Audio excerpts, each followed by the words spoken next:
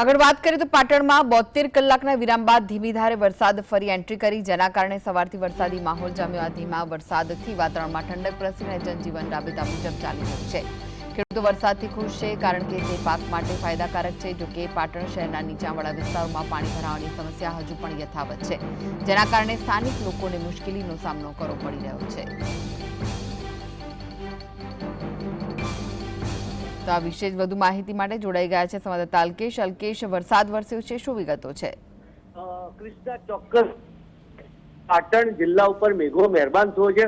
ભલે 3 દિવસનો વિરામ હતો, પરંતુ 3 દિવસના વિરામ બાદ આજે ફરીથી વહેલી સવારથી વાતાવરણમાં ફેરફાર આવ્યો છે અને સમગ્ર જિલ્લામાં ધીમી ધારે સારા એવા પ્રમાણમાં વરસાદ વરસી રહ્યો છે।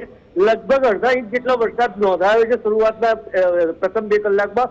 અને આ જે વરસાદ વરસ્યો, પાટણ શહેરની વાત કરીએ તો પાટણ શહેરમાં જે નીચાણવાળા વિસ્તારો છે, નીચાણવાળા વિસ્તારોમાં પાણી ભરાવાની સમસ્યા યથાવત રહી છે।